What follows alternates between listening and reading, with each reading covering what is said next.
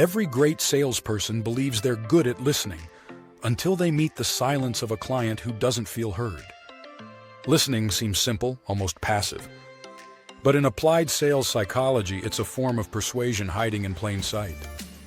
Because when you learn to listen the right way, people tell you exactly how to help them and how to close them without ever asking. Once in a crowded conference room, a veteran rep named Carla watched her manager interrupt a prospect 3 times in 2 minutes. He called it controlling the conversation. The client called it never again. That's the problem with modern selling. We confuse talking with teaching and hearing with understanding. True listening isn't waiting for your turn to speak. It's reading the emotional current underneath the words. Most reps hear the data. Few hear the doubt. And that's where persuasion actually lives. Neuroscience tells us that when a person feels listened to, their brain releases oxytocin, the same bonding chemical discussed in Chapter 1. It quiets the amygdala, lowers defensiveness, and signals you're safe. That safety flips the mind from protection mode to collaboration mode. Logic becomes audible again.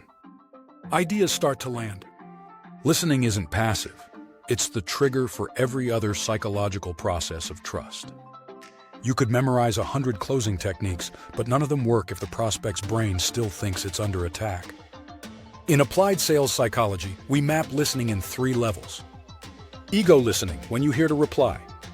You're framing your response while the other person talks. 90% of sales conversations die here. Active listening, you paraphrase and clarify. It's better, but still mechanical. It proves comprehension, not compassion. Empathic listening. You mirror feelings, not just facts. You sense what's unsaid. It's the difference between I get it and I feel you. Empathic listening creates psychological oxygen. When people exhale truth, they inhale trust.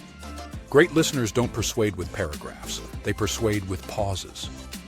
They let silence do the heavy lifting. When a prospect says, "I'm just not sure," most reps rush to defend the product. The master says, "Tell me more." That simple phrase doubles the amount of useful information you receive. Psychologists call this the disclosure effect. When people feel genuinely heard, they reveal deeper motivations. That's the gold hidden beneath the surface objections. Here's a tool from applied sales psychology, echo framing. You repeat not the words, but the emotion behind them. If a client says, "We've tried that before," the echo isn't, "You've tried that before." It's, "Sounds like you've been burned before." That emotional acknowledgement disarms the past and opens the present. It's persuasion by empathy, not argument. Servant leadership begins with the humility to listen first. When leaders listen, teams volunteer truth instead of hiding it. When brands listen, customers volunteer loyalty instead of resistance. Harvard Business Review found that managers rated as good listeners are also perceived as better leaders, even when their technical skills are average.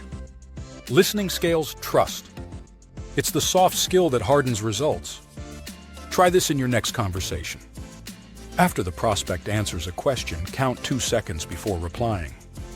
Those 2 seconds signal respect. They say, "Your words are still echoing in my mind."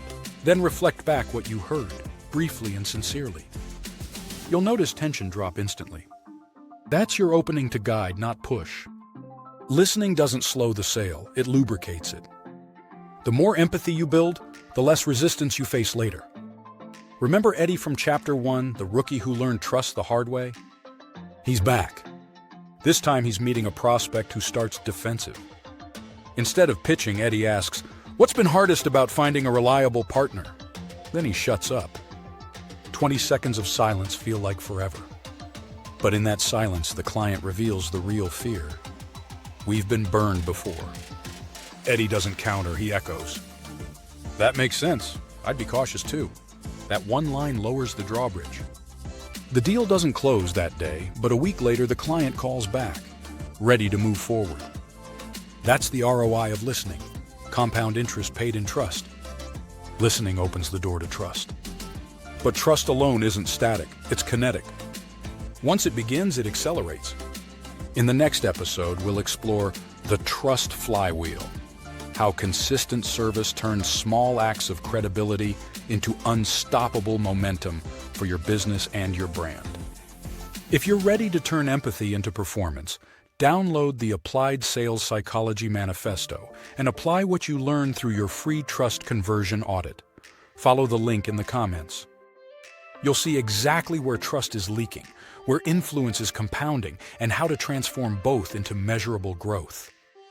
Because in business, as in life, the most persuasive people aren't the ones who talk the most, they're the ones who listen best.